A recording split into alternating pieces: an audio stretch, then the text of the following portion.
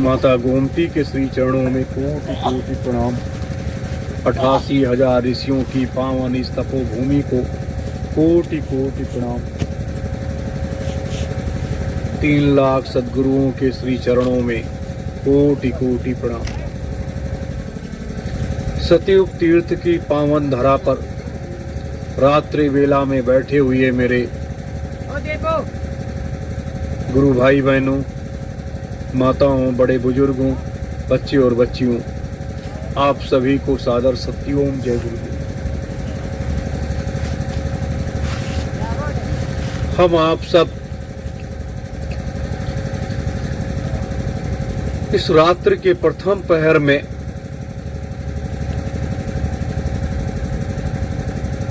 इस आध्यात्मिक सत्संग सभा में बैठे हुए हैं।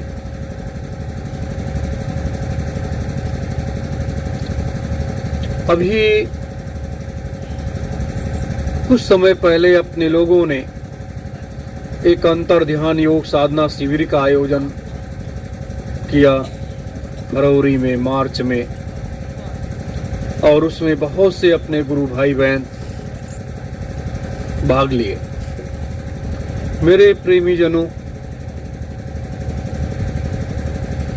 जीवन एक मूल आधार है और उस मूलाधार की कड़ी हमारी आत्मा है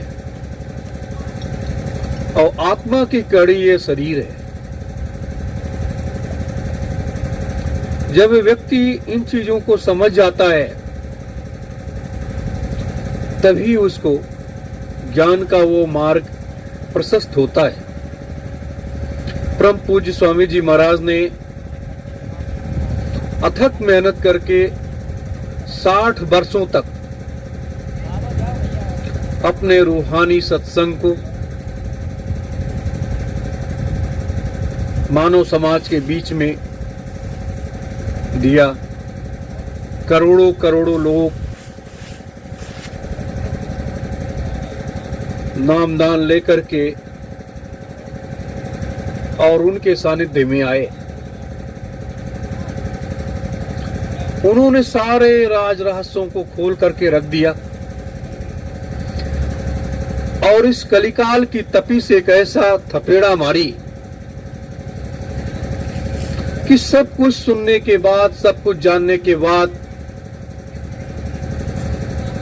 आत्मा और परमात्मा के उस रहस्य भेद को जानने के बाद भी व्यक्ति इस कलयुग रूपी संसार में या इस मृतलोक में कहें, यहाँ की जो वाह रूपी धारा है उसी धारा में व्यक्ति जो है बहता चला गया। बहुत कम ऐसे अपने गुरु भाई बहन हुए कि जो सत्य की उस धारा को, मालिक के श्री चरणों को पकड़े रहे और उनके श्री चरणों को छोड़ा नहीं और उनके द्वारा दिए गए नाम रूपी दान को अपने अंतर में आत्मसात किया और आत्मसात करने के बाद अपने उस रास्ते पर चल पड़े। यही ऐसे कार्य है जिसे लोगों को करना होता है। आज पूरा संसार सत्य की भी खोज करता है और उस परमात्मा की भी खोज करता है। सत्य क्या है और परमात्मा क्या है। लेकिन सत्य और परमात्मा दोनों चीजें इस धरातल पर गुरु के श्री चरणों में वो लिपटी रही और आज भी लिपटी हुई हैं। क्यों? क्योंकि जब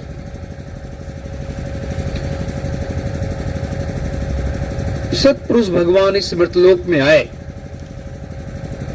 तो यहां आने के बाद उन्होंने अपने रहस्यमयी खेलों का एक चरण आरंभ किया, और वह चरण का ये पहला अध्याय था जो 60 वर्षों के बाद ये अध्याय बंद हुआ। और काल और दयाल दो शक्तियां हमेशा इस मृतलोक में जब भी आई हैं तो दो शक्तियां आई हैं, और दोनों इस मृतलोक में रह करके उस कार्य को अंजाम दिया है। चाहे महात्माओं को ले लिया जाए और चाहे हम ब्रह्म सत्ता की तरफ देखें, वो भी जब आई तो दोनों शक्तियां साथ में आई। जैसे वशिष्ठ और दुर्वासा मुनि और विश्वामित्र और परशुराम ब्रह्म ऋषि बनने के बाद विश्वामित्र ने अपने उन सारे जो विकार थे उसको दूर कर दिया। तो ये क्रम अनवरत चलता रहा है और ये कभी न समाप्त होने वाला क्रम है। लेकिन मृतलोक में जब कोई ऐसी शक्ति आती है, जैसे अनादिकाल से अगर देखा जाए आज तक जो क्रम इस मृतलोक में चला है, उस क्रम को रोकने के लिए, उसको समाप्त करने के लिए, सतयुग और संतयुग की स्थापना के लिए भी ये दो शक्तियां इस मृतलोक में अवतरित हुई, जिन्हें हम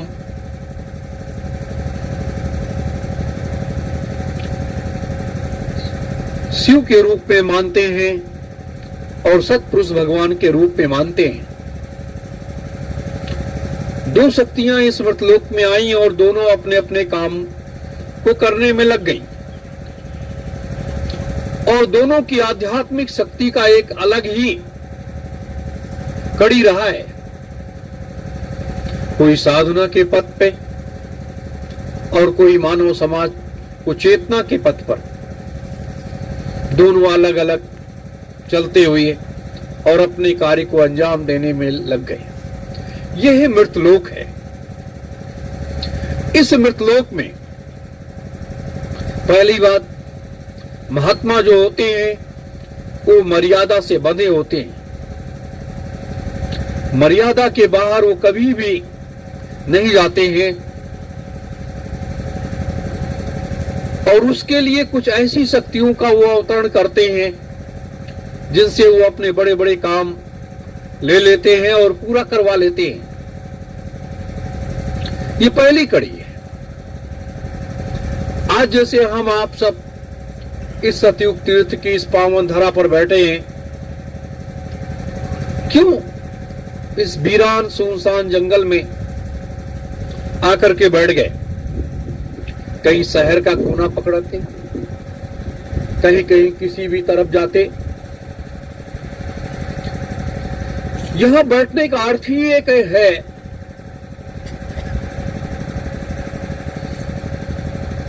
कि यहां ये 88,000 ऋषियों की ये तपोभूमि है, और 88,000 ऋषियों की पावन तपोभूमि पर, इसमें इस भूमि के अंदर आध्यात्मिक शक्तियों का समावेश है। 88,000 ऋषियों का 75 वर्षों का तप, उनकी शक्ति इस पृथ्वी के अंदर समाहित है। जिस शक्ति को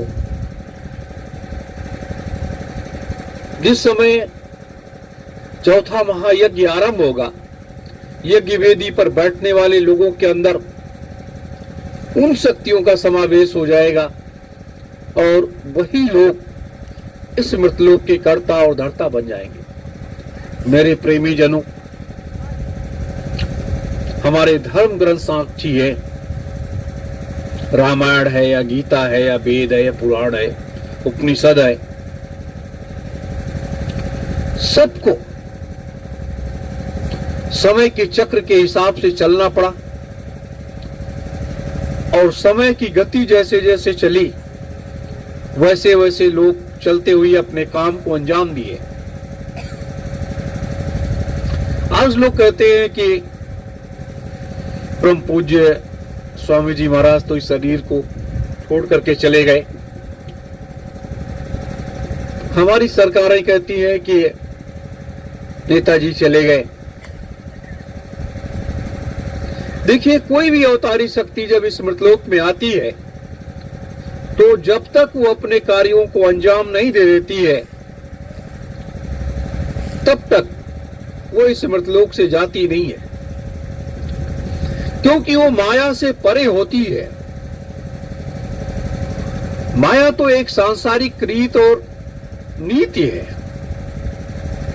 जिसके बीच में रह करके तो ये हम जो मठ या मंदिर या मस्जिद या गुरुद्वारे या चर्च या तमाम ऐसी चीजों का जब निर्माण करते हैं, बनाते हैं, तो ये हमारे मनुष्य रूपी जीवात्माओं के ये आस्था का केंद्र होता है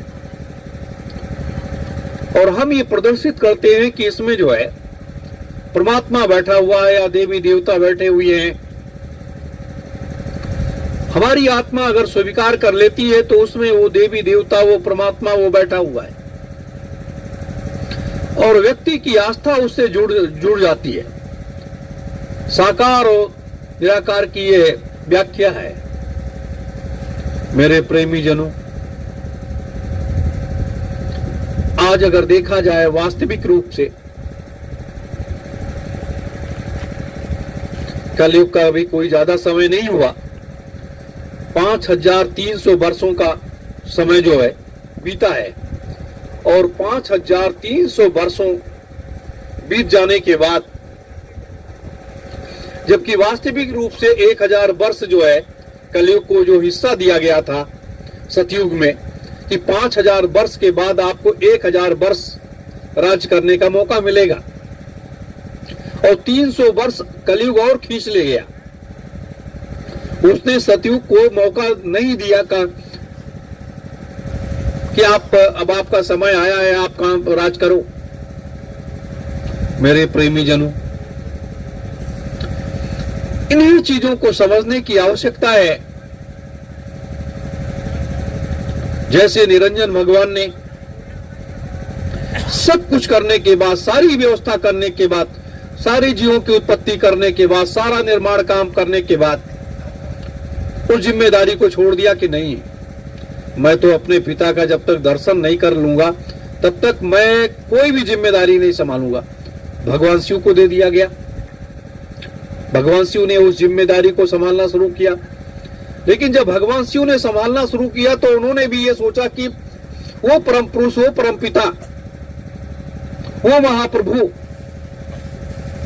उसको हमने भी तो नहीं देखा है, तो हम उसको कैसे प्राप्त करें। आदेश और निर्देश का एक माध्यम अलग था ना।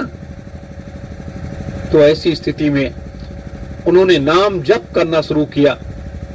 जो नाम जप मैंने फरवरी में आप लोगों को बताया कि वो 5 नाम जपते ही आज भी जब वो ध्यान अवस्था में होते हैं, सालों साल ध्यान में लीन रहते हैं, उनका नाम जप 24 घंटे चलता रहता है। तो वो नाम जप क्या है? आज तक इस मृतलोक में हमारे तमाम ऋषि मुनि संत महात्मा इस मृतलोक के हिसाब से, यहाँ के हिसाब से लोगों ने अपने अपने जिस नाम को जगाया उस नाम को लोगों को दिया और उस नाम को देने के बाद उसकी व्याख्या किया और लोगों को समझाया। लोगों ने जो महात्माओं के पास गए, नामदान लिया तो उनकी साधना बनी और वो वहां तक पहुंच गए। ये तो ये व्यवस्था रही। लेकिन आज वास्तविक रूप से अगर देखा जाए कि ये भारतवर्ष ये ऋषि मुनियों का देश रहा है, ये संत महात्माओं का देश रहा है, लेकिन आज कि ऐसा नहीं है कि संत महात्मा नहीं है, संत महात्मा है। कोई सिद्धाश्रम में बैठा हुआ है, कोई ज्ञानगंज में बैठा हुआ है, कोई नदी के किनारे बैठा हुआ है, कोई हिमालय की गुफाओं में कई जगह बैठा हुआ है, और कई ऐसे महात्मा संत हैं जो गृहस्थ आश्रम में हैं, जिनको लोग जानते नहीं। उन्होंने कभी अपने को प्रदर्शित ही नहीं होने दिया कि मैं कोई महात्मा हूं, मैं कोई संत हूं। गृहस्थ आश्रम में रह करके अपने अपने साधन भजन में अपने को लीन रखना और अपने काम में लगे रहना, ऐसे भी लोग हैं। तब ये आज ये पृथ्वी जो है बची हुई है। इतना पाप किसी युग में नहीं हुआ। अनादिकाल से लेकर के अनादिकाल, आदिकाल, सतयुग, त्रेता, द्वापर और ये कलयुग, 95% पाप इस पृथ्वी के ऊपर हो चुका है और 4.5% पुण्य बचा है। और वो 4.5% पुण्य क्या है? जो लोग साधन भजन करते हैं वो पुण्य है। जो लोग सच्ची आस्था से मठ, मंदिर, मस्जिद, गुरुद्वारों में जाते हैं वो पुण्य है। और इस पृथ्वी पर पुण्य बचा ही नहीं। और किसी भी युग में इतना बड़ा पाप नहीं हुआ। किसी भी युग में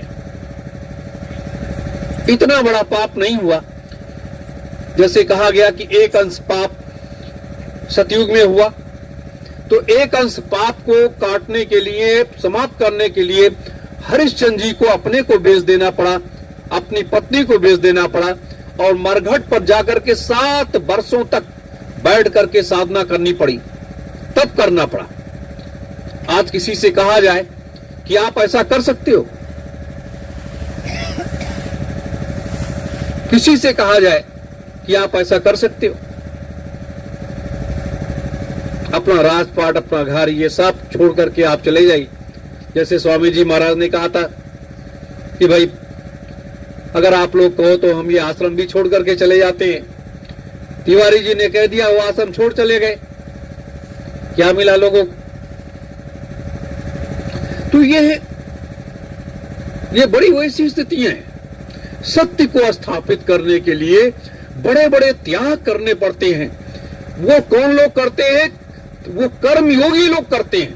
जो कर्मयोगी होते हैं वो उस त्याग को करते हैं, वो उस तपस्या को करते हैं, वो उस साधना को करते हैं और वो मार्ग को प्रशस्त करते हैं, वो उसका निर्माण करते हैं।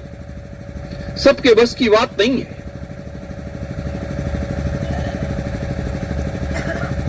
दूसरी चीज, और उसी सतयुग में इंद्र ने क्या किया? माता अहिल्या के साथ छल किया। छल करने के बाद गौतम ऋषि ने, उनके पति ने श्राप दे दिया। दोनों को श्राप दे दिया। इंद्र को भी श्राप दिया और अहिल्या को श्राप दिया। क्या हुआ? तो उस श्राप का परिणाम आज इस कलयुग के लिए वो एक अमृत बन गया इस कलयुग के लिए। सोचिए, खेल लोग कहां से परमात्मा उस खेल को आरंभ करता है और कहां उसका अंत करता है। मैंने कई बार आपने इस व्याख्यानों में कहा है, बताया है आपको कि जब माता अहिल्या विलाप करने लगी तो जो अच्छे साधक होते हैं, जो महात्मा होते हैं, जो त्रिकालदर्शी होते हैं, वो जो बैठ करके साधना जब करते हैं और साधना करने के बाद जब कोई भी जो पतिव्रता नारी होती है और उसका विलाप परमात्मा के सिंहासन को हिला देता, और महात्माओं की बात क्या है, महात्माओं के भी सिंहासन को हिला दिया और लोग वहां पर पहुंचे। बहुत अनुनय विनय किया गौतम ऋषि से, लेकिन वो मानने को तैयार नहीं हुए। फिर ब्रह्मा जी के पास गए। ब्रह्मा जी ने कहा, इसका मेरे पास कोई उपाय नहीं है, भगवान विष्णु के पास गए, उन्होंने भी कहा मेरे पास कोई उपाय नहीं। आज ऐसा महात्मा है कोई इस पृथ्वी पर?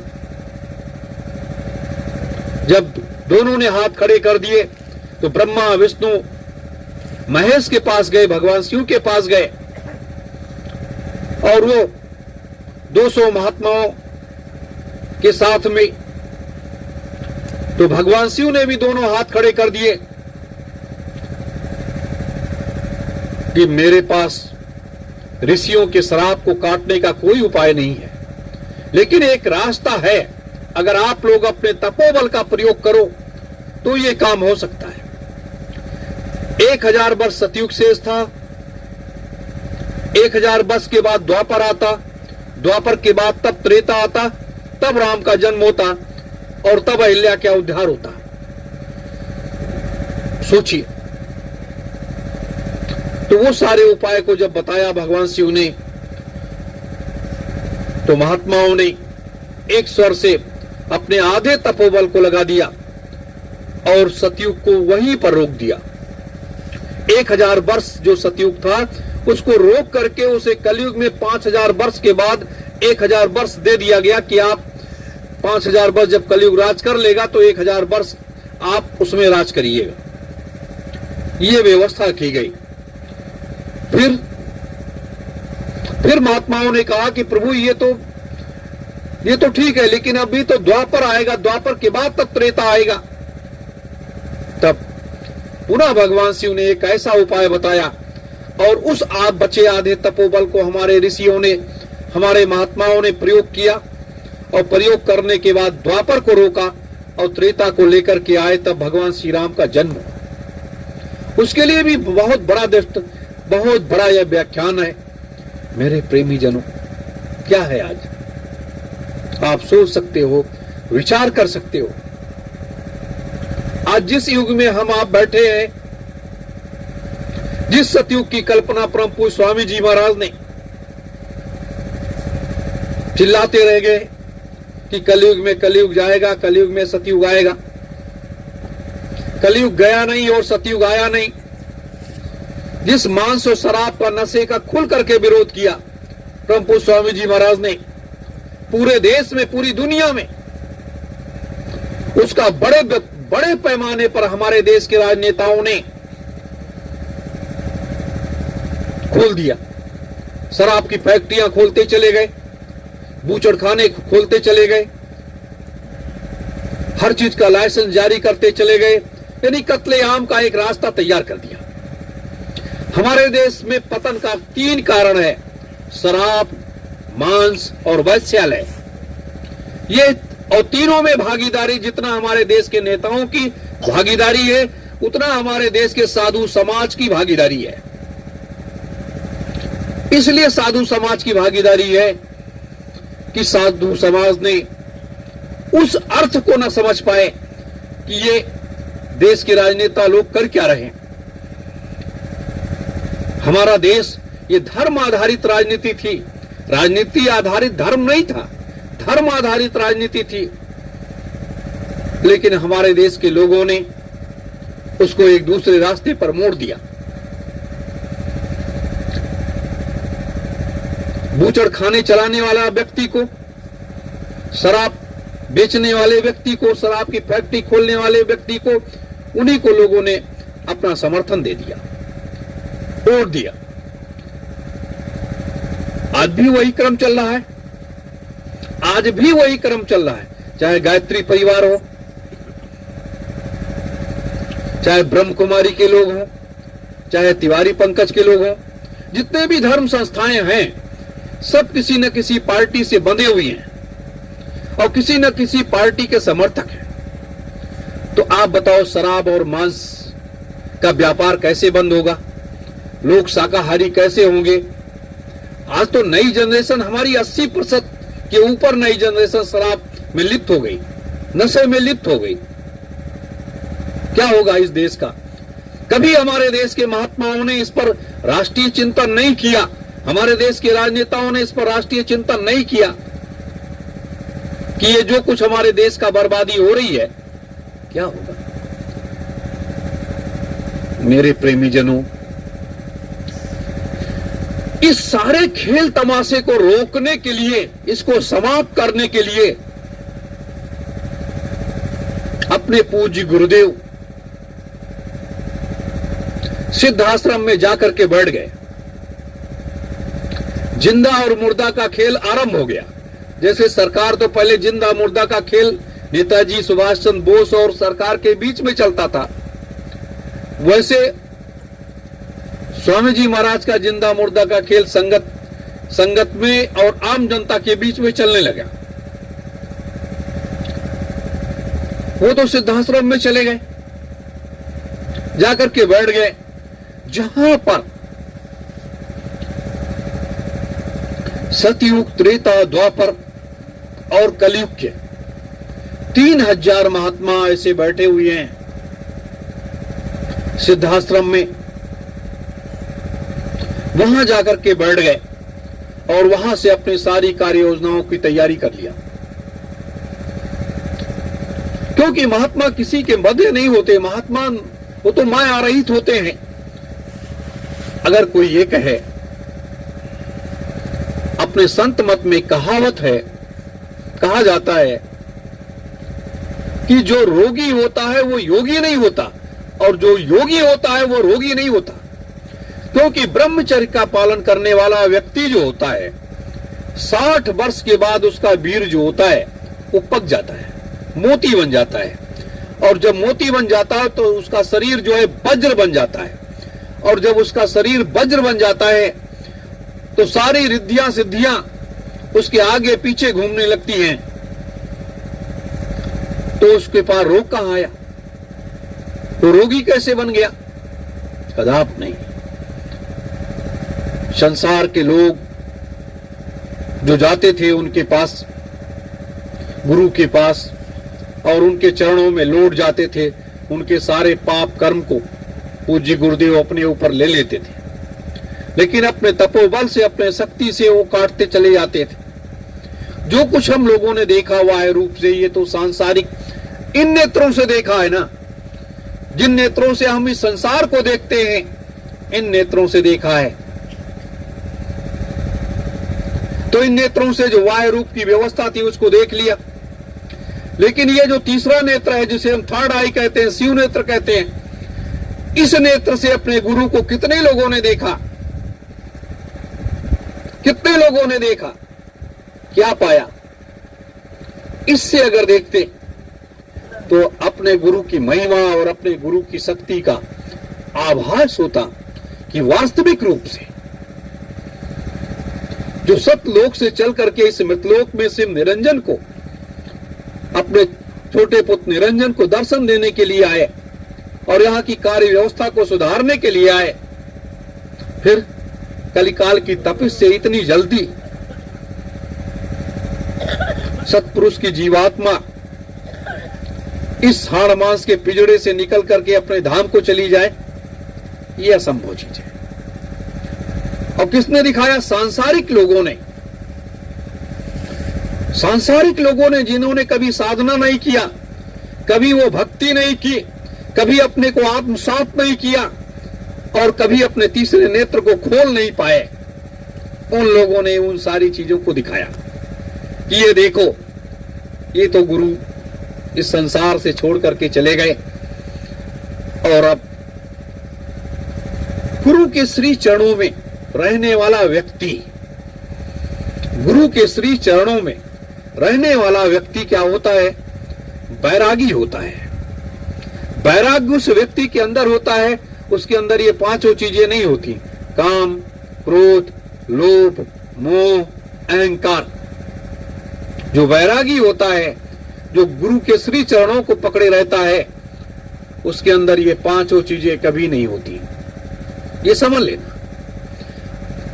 अगर ये लोग, जितने मठाधीश बने हैं लोग, अगर ये बैरागी होते तो ये पांचों चीजें इनके अंदर विद्यमान कैसे रह गई और माया के लिए लड़ते रहे, एक दूसरे पर बंदूकें तान दिए?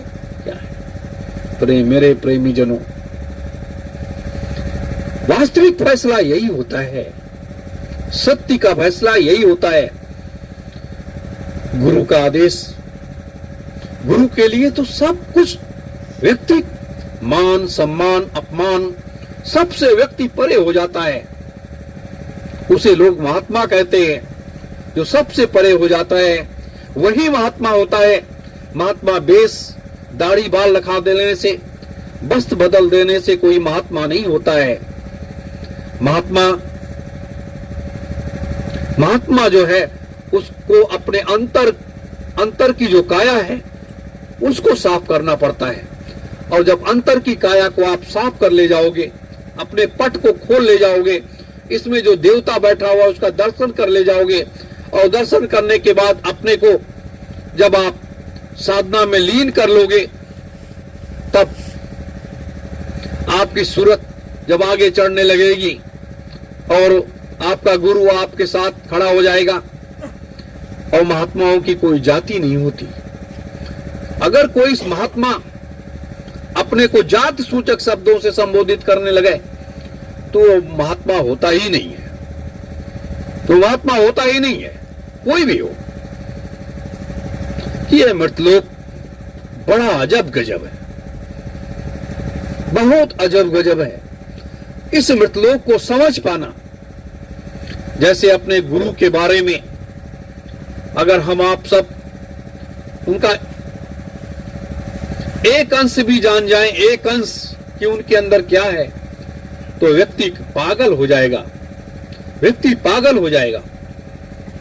उसी तरीके से ये इस मृतलोक की संरचना है, इस मृतलोक की व्यवस्था है कि उसको आज तक लोग जान ही नहीं पाए। जितना महापुरुषों के सानिध्य में गए, सुना आपने, उसे जितना आपने आत्मसात कर लिया उतना ही आपको ध्यान रह गया और शेष चीजें निकल गई। मेरे प्रेमी जनों, मैंने ये इसलिए आपको बताया है कि ये थोड़ा सा समय बचा है। इतने बड़े बड़े खेल तमाशे होने जा रहे हैं और हो रहे हैं, जिस पर इस मृतलोक का प्राणी त्राहि त्राहि कर उठेगा, त्राहि त्राहि कर उठेगा। कोई किसी को बचाने वाला नहीं मिलेगा, क्योंकि पाप का कर्जा सबके ऊपर है। पाप का कर्जा जो है, पाप जो है सबके ऊपर लदा हुआ है, उससे कोई नहीं बच पा रहा है। इसीलिए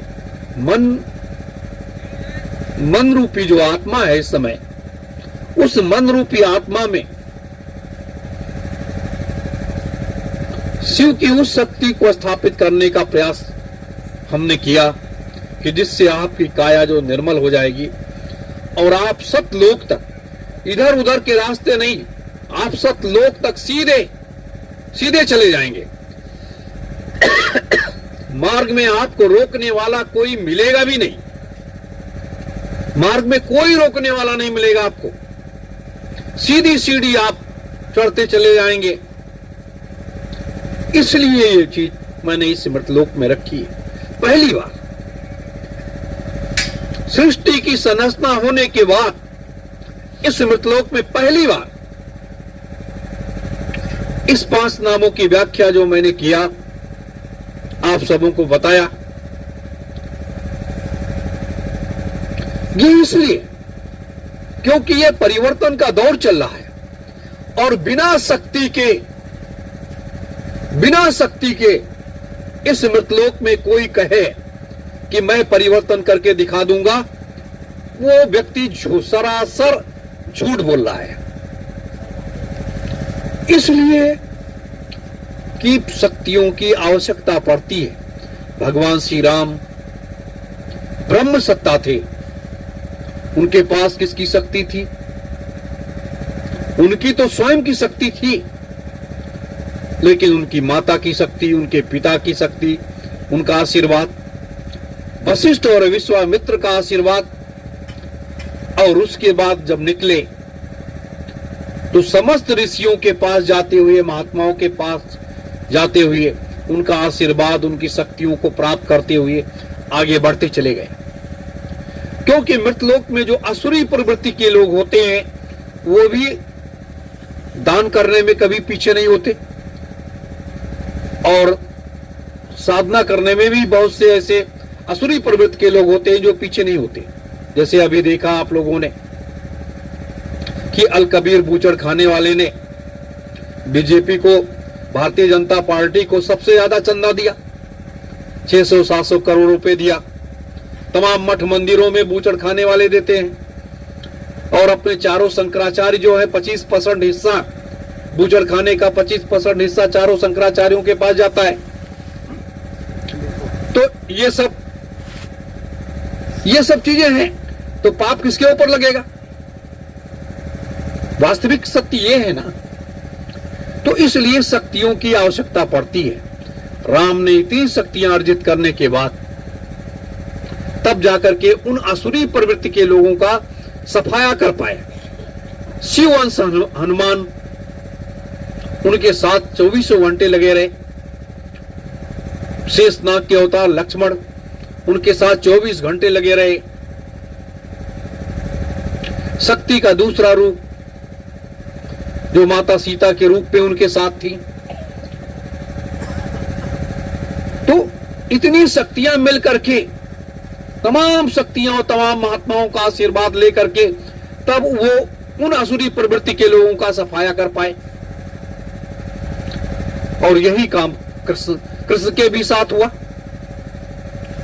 राधा एक बहुत बड़ी शक्ति थी, वो देवी स्वरूपा थी, जिसे जैसे यहां हम लोग दुर्गा को मानते हैं, नवदात्री माता को मानते हैं कि नौ देवियों की एक असीम शक्ति उसके अंदर थी। तो ये बिना शक्ति के आप कहें। और उसके बाद भाई अगर हम द्वापर में ही देखें तो राम की व्याख्या मैं कर रहा था। युद्ध के मैदान में जब ये लगा कि रावण को जीत पाना कठिन काम है, तब राम ने जब अपने गुरु को याद किया, वशिष्ठ जी को, तब उनके गुरु ने कहा कि राम, तुमको माता को प्रसन्न करना पड़ेगा। माता कौन थी? दुर्गा। उस शक्ति को प्रसन्न करना पड़ेगा, तब आप इनको जीत सकते हो, नहीं तो नहीं। कठोर उन्होंने उस युद्ध के मैदान में और रात्रि में बैठ करके कठोर साधना की और मां के श्री चरणों में लौट गए। तो ये शक्तियों का खेल है। अब लोग कहें कि नहीं ऐसे हो जाएगा, ऐसे कदाप नहीं होगा। इसलिए समस्त शक्तियों को इकट्ठा करके तब आप इतने बड़े इस मृतलोक की व्यवस्था को बदल सकते हो और इसमें सुधार ला सकते हो। महाभारत के युद्ध में आपने देखा, द्वापर में देखा, कितनी बड़ी बड़ी शक्तियां इकट्ठा थी। राधा जितनी भी साधना करती थी 24 घंटे के बाद अपनी शक्ति को ट्रांसफर भगवान कृष्ण को कर देती थी। सुदामा जो ब्रह्मा जी के अवतार थे, कितनी कठोर तपस्या करके और कितनी शक्तियों को क्या क्या देते थे। उधर परशुराम जी, उधर दुर्वासा और उधर संदीपन ऋषि और तमाम ऐसे लोगों का आशीर्वाद शक्तियों का प्राप्त करके तब इतना बड़ा महाभारत हो पाया।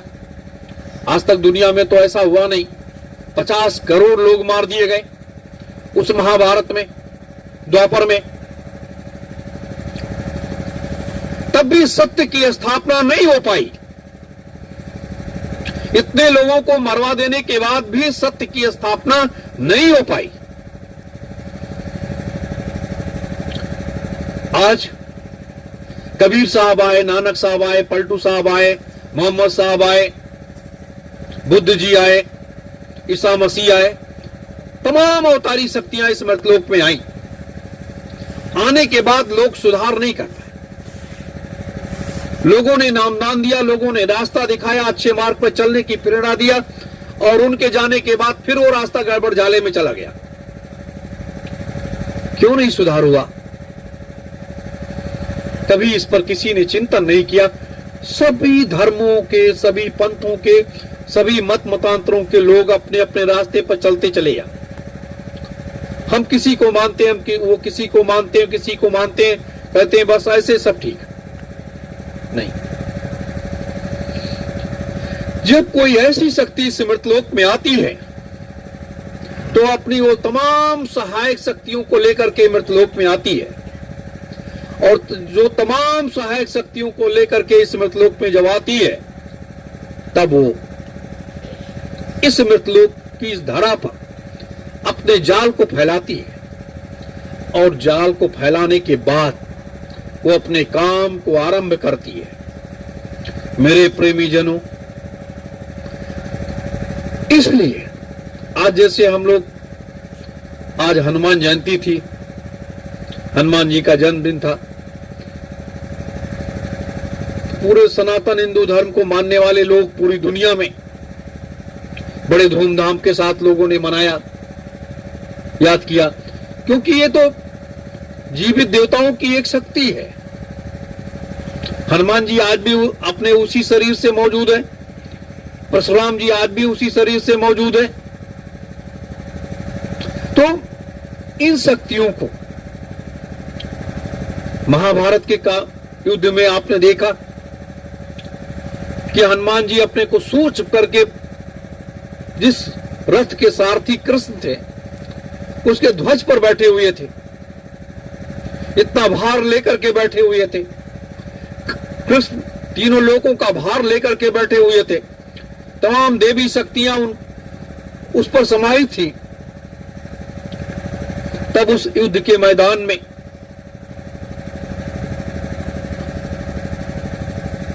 उन लोगों के द्वारा चलाए गए बाण को वो रोक पा रहे थे। मेरे प्रेमी जनों, इन बातों को समझो कि हमने गुरु कर लिया, हम किसी भी को अपना गुरु मानते हैं, लेकिन ये इस मृतलोक में ये शक्तियां हैं, देवी देवताओं की जो शक्तियां हैं, इन देवी देवताओं की शक्तियों को आप झुठला नहीं सकते। आप के कार्यों में यही सहभागी बनेंगे। आज किसी से कहा जाए कि आपने कितनी साधना किया है, साधना का आप अपना एक अंश आप दे दीजिए मुझे, एक अंश अगर आपके पास है वो दे दीजिए। तो इस तरीके से 1000 लोगों का कितना अंश, 1000 अंश हो गया, और 1000 अंश इकट्ठा करने के बाद आप एक भी नेता से आप टकरा नहीं सकते। कितना जरूरत पड़ती है? एक पापी व्यक्ति से टकराने के लिए आपको 3.5 लाख अंश की शक्ति की जरूरत पड़ती है, और जब तक 3.5 लाख अंश की शक्ति आपके पास नहीं होगी, आप एक पापी व्यक्ति से नहीं टकरा सकते, क्योंकि वो आपके ऊपर भारी पड़ेगा। वो मर्यादा विहीन व्यक्ति है और आप मर्यादा में बंधे हुए व्यक्ति हो, तो दोनों में जमीन आसमान का अंतर है। इसलिए शक्तियों की आवश्यकता पड़ती है। इसीलिए 19 मार्च 2019 से जिस कार्य को आरंभ किया गया, तो समस्त ब्रह्मा विष्णु महेश से लेकर के और समस्त देवी देवताओं का आवाहन किया गया कि अब आप लोग आकर के और इस कार्य में सहभागी बनिए, और जब तक आप सहभागी नहीं बनोगे तब तक इस मृतलोक की व्यवस्था को नहीं बदला जा सकता। संकल्प कितना ऊंचा है। 3000 वर्ष के सतयुग की स्थापना, 2 लाख वर्ष की संतयुग की स्थापना, तो 2,03,000 वर्षों की व्यवस्था को व्यवस्थित स्थापित करने के लिए, और वो भी कैसी व्यवस्था कि 2,03,000 वर्ष तक इस पृथ्वी पर कोई पाप नहीं होगा, कोई गलत व्यक्ति का जन्म इस पृथ्वी पर नहीं होगा, कोई असुरी प्रवृत्ति की विचारधारा का व्यक्ति नहीं होगा, किसी का खान पान आचार विचार दूषित नहीं होगा। अब वहां पर कितनी बड़ी शक्तियों की आवश्यकता पड़ती है, और बिना शक्ति के बल से इस पृथ्वी पर इस मृतलोक की व्यवस्था को सुधार पाना किसी के बस की बात नहीं है। कोई कितना भी शक्तिवान हो, कितना भी शक्तिवान हो, गुरु सत्ता के आगे तो सब नतमस्तक हैं। लेकिन गुरु जब मर्यादा में बंधा होता है, आपने देखा 1975 में परमपूज्य स्वामी जी महाराज को जब इंदिरा जी ने जेल में डाल दिया, तो मर्यादा में बंधे होने के कारण ही तो उन्होंने अपने सारे कष्टों को अपने शरीर पर झेल लिया, लेकिन मर्यादा को नहीं टूटने दिया। आश्रम को उन्होंने छोड़ दिया, लेकिन मर्यादा को भंग नहीं होने दिया। तो ये महात्माओं का एक बहुत बड़ा वो है, मर्यादा में रह करके उन सारे कामों को करना होता है। और जो सहायक शक्तियां होती हैं, कहीं कहीं उनसे मर्यादा भी टूट जाती है, कहीं कहीं उनसे मर्यादा भी भंग होती है, क्योंकि उनको कार्य को, अपने लक्ष्य को दिखाई देता है। और जब उनको अपने लक्ष्य को देखते हैं, तो उस पर चलते हुए कहीं कहीं ऐसी स्थितियां उत्पन्न होती हैं, जैसे हम ही आप सब लोग यहाँ बैठे हुए हैं इस सतयुग तीर्थ की पावन धरा पर। 88,000 ऋषियों की शक्ति तो ये उपहार में है, 88,000 ऋषियों की शक्ति ये उपहार में है। 3,000 महात्मा जो सिद्धाश्रम में सतयुग त्रेता द्वापर कलयुग के बैठे हुए हैं, उनकी असीम शक्तियों का एक अपार भंडार है। 3 लाख सदगुरु जो इस पृथ्वी के अंदर बैठे हुए हैं, उनकी शक्तियों का एक कोई पार पाया नहीं पा सकता है। और उसके बाद इन देवी देवताओं की शक्तियां, जिन्हें हम दुर्गा काली सरस्वती के रूप में जानते हैं, हनुमान जी को मानते हैं, समस्त शक्तियां जितने भी हैं। और फिर मृतलोक में सबसे ज्यादा, इस मृतलोक में प्रेतात्माओं का वास है। 84 लाख योनियों का ये मृतलोक का भंडार है, और इसका कम से कम 40,000 गुना प्रेतात्माओं का भंडार इस मृतलोक में है। 40,000 गुना मृतलोक में प्रेतात्माओं का भंडार है, जिनको आज तक मुक्ति ही नहीं मिली। तो मुक्ति का मार्ग प्रशस्त कौन करेगा? सत्संग की धारा हमारे ज्ञान की शक्ति को प्रवाहित करती है। नाम की धारा हमें परमात्मा से मिला देती है, लेकिन ज्ञान की धारा हमारे ब्रह्मांड को खोल देती है। लेकिन जब मृतलोक में हर जगह कांटे चुभे हुए हैं, हमारे ये जो प्रेतात्माएं हैं, ये कांटा ही तो है, इनको मुक्ति मिला नहीं। ये आज वैसे भी विचरण करते हैं, और जब विचरण करते हैं तो इनको मुक्ति कौन दिलाएगा? इस कचड़े को साफ कौन करेगा? इस मृतलोक को स्वच्छ कौन बनाएगा? कभी इस पर किसी ने विचार किया? सिर्फ अगर किसी ने विचार किया है तो ये 2 ऐसी शक्तियां हैं, ये काल और दयाल दोनों महाशक्तियों ने इस पर गहन चिंतन किया, जिसके लिए वो इस मृतलोक में आए। तो ये चौथा महायज्ञ, ये एक ऐसा महायज्ञ है जो भूते न भविष्यते, न किसी युग में हुआ है और न आगे फिर कभी होगा, कि मृतलोक के समस्त कचड़ों को साफ करने के लिए एकदम से इसको दूध की धारा के तरीके से साफ करते हुए, दूध जैसा निर्मल, गंगा जैसा निर्मल इस मृतलोक के बनाने का जो संकल्प है अपने गुरुदेव का, इन महापुरुषों का, तो इन सारी शक्तियों की आवश्यकता पड़ी है। अब उन्हीं शक्तियों में हम आप जैसे लोग भी हैं, जिनसे कहा जाता है कि बैठो, साधना करो, सुमिरन करो, नाम जप करो, ध्यान करो, भजन करो और उस चीज को प्राप्त करो जो हमारे पूर्वजों ने उपहार में तो दे दिया, लेकिन हमने क्या प्राप्त किया, हमने क्या पाया। और ये माया रूपी संसार है। जिस दिन जीवात्मा इस शरीर से निकल जाएगी, घर के लोग ले जाकर के शमशान घाट पर जला करके खाक कर देंगे। उस दिन आपके साथ कौन जाएगा? ना बीबी जाएगी, ना बच्चे जाएंगे, ना नाते रिश्तेदार जाएंगे, कोई भी व्यक्ति, एक भी व्यक्ति नहीं जाएगा। सिर्फ क्या जाता है? हमारा कर्म। हमने जितना भी नाम जप किया है वो हमारे साथ जाता है, और साथ में जाता है हमारा गुरु। वहां पर हमारी संभाल अगर कोई करता है तो अपना गुरु ही करता है। मेरे प्रेमी जनों, इन्हीं चीजों को लोग आज तक समझ नहीं पाए।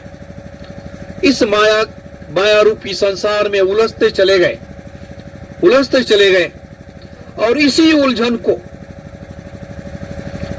इस माया रूपी संसार की जो एक ये सबसे बड़ी उलझन है, इसी उलझन को समाप्त करने के लिए सतयुग तीर्थ की पावन धरा से आध्यात्मिक क्रांति और वैचारिक क्रांति का संदेश मानव समाज को जागृत करने के लिए जिस दिन अपने लोग शुरू कर देंगे, पूरी दुनिया कदमों में लौट जाएगी।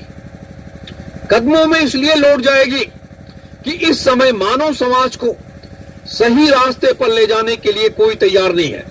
कोई राम कथा सुनाता है, कोई कृष्ण की कथा सुनाता है, कोई वेद पुराण ग्रंथों की बात करता है। क्या आज ये हमारा बीता हुआ काल है, ये हमारे पूर्वज हैं, इनसे हम शिक्षा लेते हैं, मार्ग प्रशस्त करते हैं। लेकिन जितने भी लोग ऐसा करने वाले लोग हैं, अगर उनसे कहा जाए कि आप राम की कथा तो सुनाते हो, लेकिन राम का अनुसरण कर पाओगे, कृष्ण का अनुसरण कर पाओगे, उस त्याग की पराकाष्ठा पर चल पाओगे? और जो लोग समस्त लोगों की व्याख्या करते हुए सत्संग की उस धारा को जोड़ते हैं, अगर किसी से कह दिया जाए कि आप एक लोक का सिर्फ ये व्याख्या बता दीजिए कि वहां पर कितने लोग बैठे हुए हैं, वहां पर आप अगर गए हैं तो आपने देखा होगा वहां कितने लोग हैं, कैसे लोग हैं, वहां पर कौन से मंत्र का जाप होता है, कैसी वहां की सुगंध है।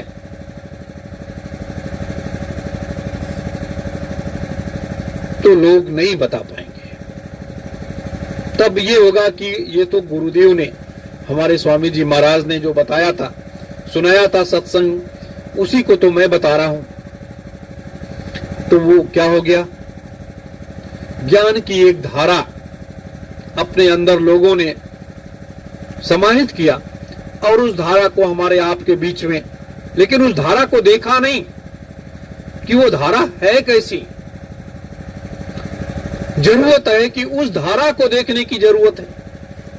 जब आप उस धारा को देख लोगे तब आपके समझ में आएगा, और जब तक उस धारा को आप देखे नहीं हो तो आप क्या समझ में आएगा? मेरे प्रेमी जनों, आज जरूरत, हम लोग यहां पर युग परिवर्तन के लिए आए हैं। युग परिवर्तन के लिए अपने गुरु के महान संकल्पों को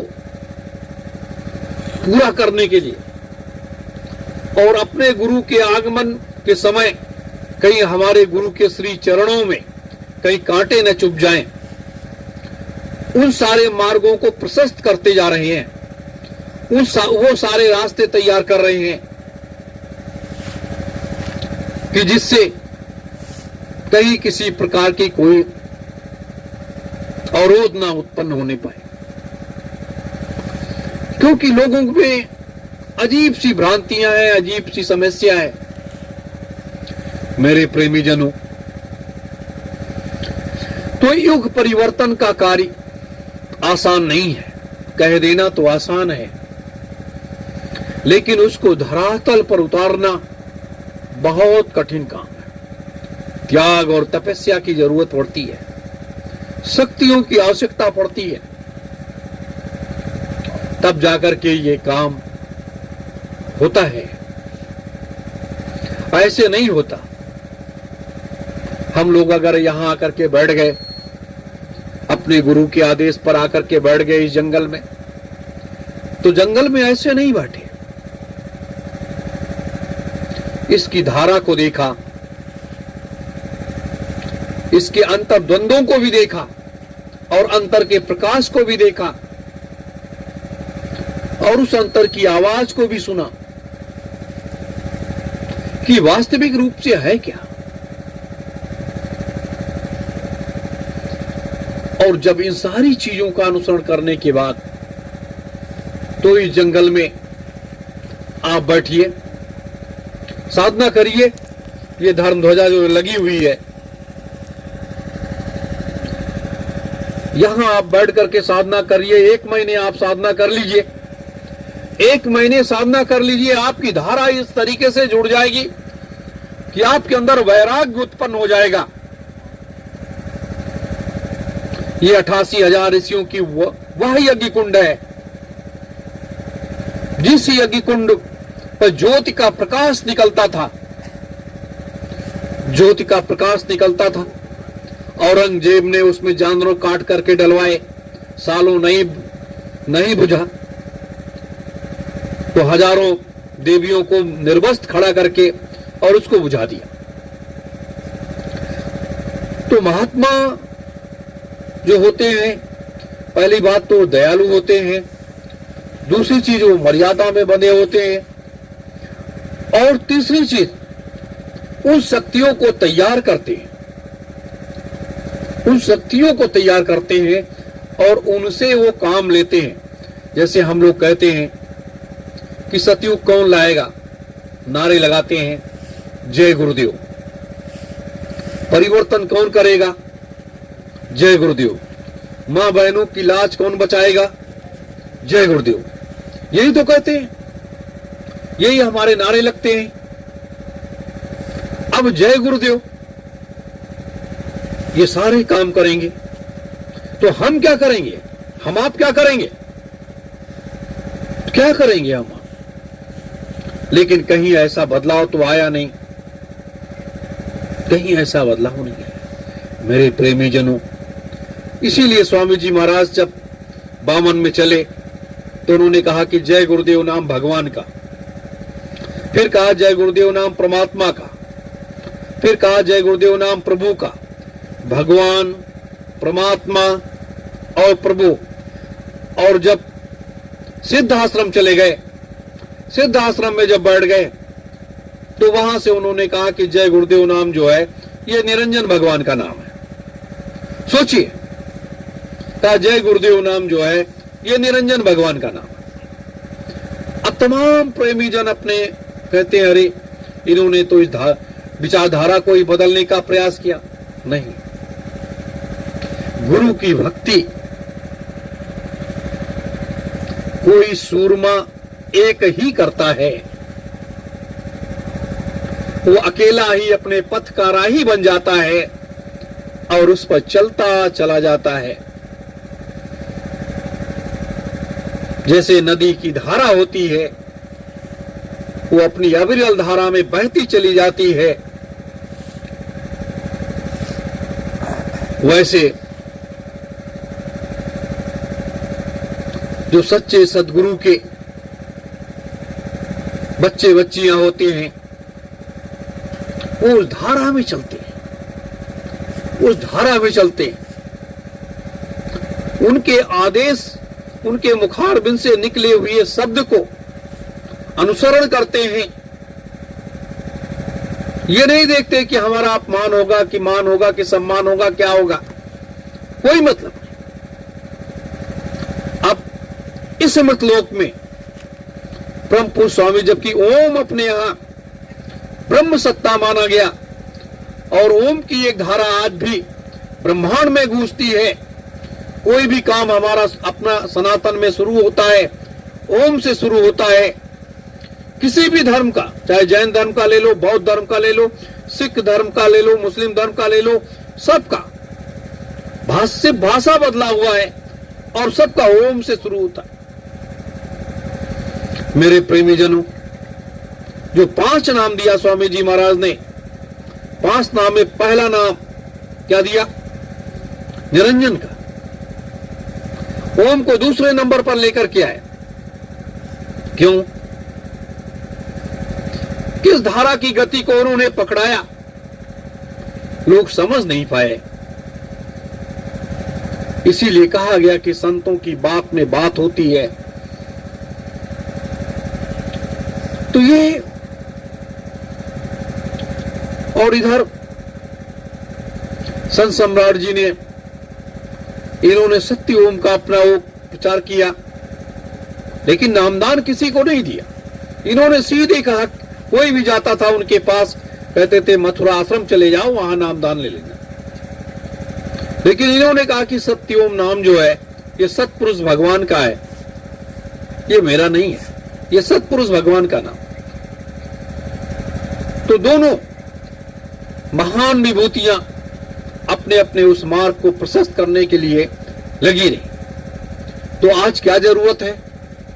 अपने गुरु के महान संकल्पों को पूरा करने के लिए उस सत्य के मार्ग पर चलते हुए आगे बढ़ना है। थोड़ा सा समय शेष बचा है, कोई ज्यादा समय नहीं। जैसे ये चंद्रमा निकला हुआ है, तो हम इसे कह सकते हैं कि ये चंद्रमा है। सूर्य निकलता है तो हम कह सकते हैं ये सूर्य है, उसको कोई झुठला नहीं सकता। और जिस दिन इन महापुरुषों के कदम इस सतयुग तीर्थ की पावन धरा पर जब पड़ेंगे, तो पूरा संसार दौड़ पड़ेगा। यह कैसा चमत्कार हो गया, यह क्या हो गया, यह तो बड़ा, जिसको कभी कल्पना भी नहीं किया गया था, यह ऐसा हो गया। तो कलयुग अपनी अंतिम सांसें ले रहा है। इस मृतलोक में कलयुग जो है, ये अपने अंतिम सांसें ले रहा है। कलयुग जाने की तैयारी कर रहा है, उसका समय समाप्त होने जा रहा है और सतयुग अपने आने की तैयारी कर रहा है। मेरे प्रेमी जनों, इसलिए हम आप सबको सत्य के मार्ग पर चलते हुए आगे बढ़ते रहना है, कदम को पीछे नहीं हटाना है। एक ही व्यक्ति तो चलता है। आप अगर देखो तो परम पूज्य स्वामी जी महाराज अकेले चले, बुद्ध जी अकेले गए थे साधना करने,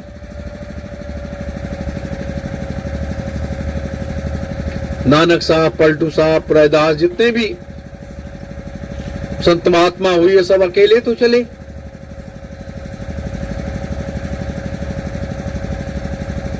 लेकिन अब ये तो कुछ ऐसी बातें थी जो मैंने आपके बीच में रखी हैं। लेकिन सतयुग तीर्थ की इस पावन धरा पर बहुत जल्दी वह सूर्य निकलने जा रहा है, जिस सूर्य के प्रकाश में पूरा संसार छाया लेने का हर संभव प्रयास करेगा। वो सूर्य निकलने जा रहा है और उस सूर्य के निकलते ही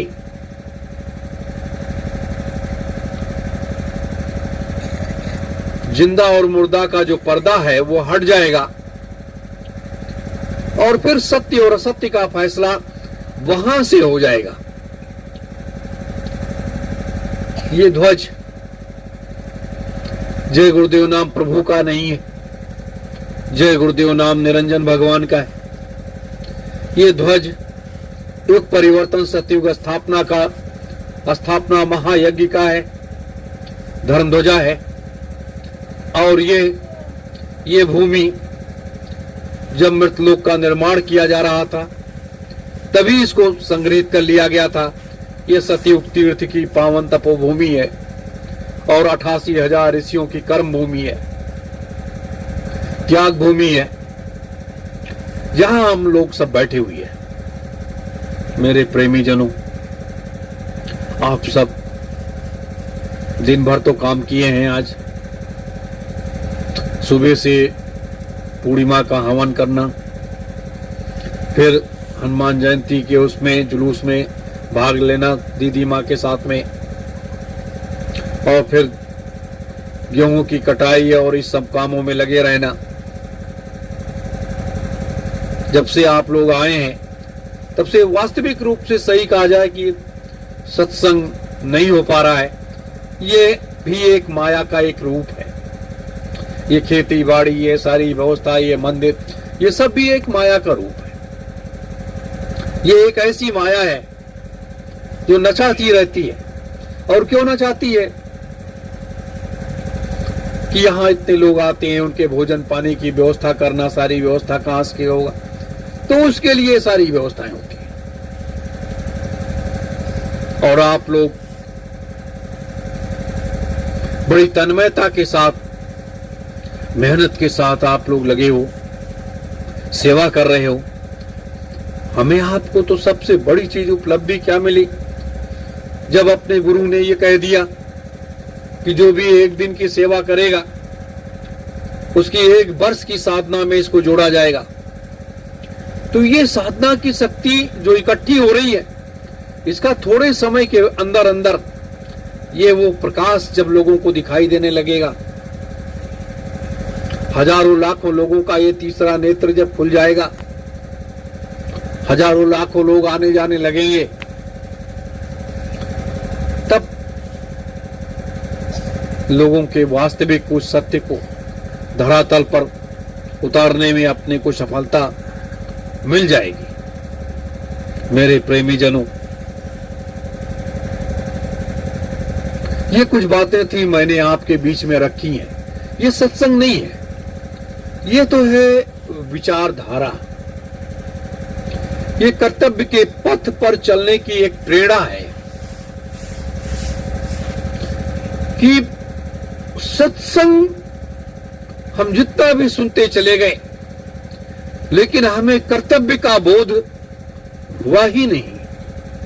अगर कर्तव्य का बोध हो जाता तो हमारा सत्संग सुनना सार्थक हो जाता।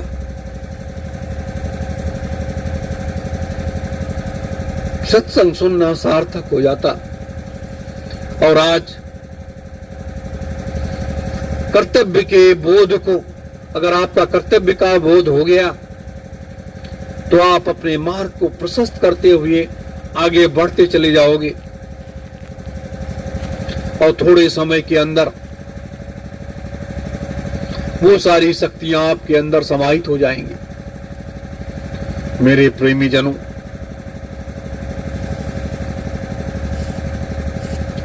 यह आने वाला समय बड़ा भयानक आ रहा है। इतना भयानक आ रहा है कि आप साधना करने बैठो और समय के उस काल दृष्टि पर जब आप अपना ध्यान करना शुरू कर दो, 5-6 दिन के बाद जब उसका ध्यान करने लगोगे तो आपको वो सारी भीभत्स चीजें दिखाई देने लगेंगी जो इस मृतलोक में घटित होने जा रहा है, घटित होने जा रहा है। इसीलिए मैं साल भर से देश के राजनेताओं से बराबर आग्रह कर रहा था कि आप लोग ये बूचड़खाने बंद करवा दो। ये बंद करवा दो, नहीं तो महाविनाश की तरफ ये देश चला जाएगा। लोगों ने नहीं सुना और अब महाविनाश की तरफ जाने की तैयारी हो रही है। संसार और आप जैसे लोग, शक्ति और भक्ति के लोग, इस मृतलोक कोई बचा करके रखे हुए हो, जिससे ये बचा हुआ। कोई कोई नाम जपता है, कोई कोई नाम जपता है, लेकिन उस भगवान का, खुदा का, गाठ का नाम लोग लेते हैं। लेकिन समय जब बहाव का आता है तो वो बहा करके लेकर के जाता है और सब समाप्त कर देता है। तो आज बस इतना ही। कल शाम को फिर अपने लोग बैठेंगे और युग परिवर्तन कैसे होगा उसकी भावी रणनीति पर थोड़ा सा प्रकाश आप पर डालेंगे। बताएंगे कि युग परिवर्तन होगा कैसे, कैसे कैसे लोग उसमें भाग लेंगे, उसकी व्यवस्था क्या होगी। बस इन्हीं शब्दों के साथ आप सभी धर्म प्रेमी गुरु भाई बहनों को सादर सत्योम जय गुरुदेव।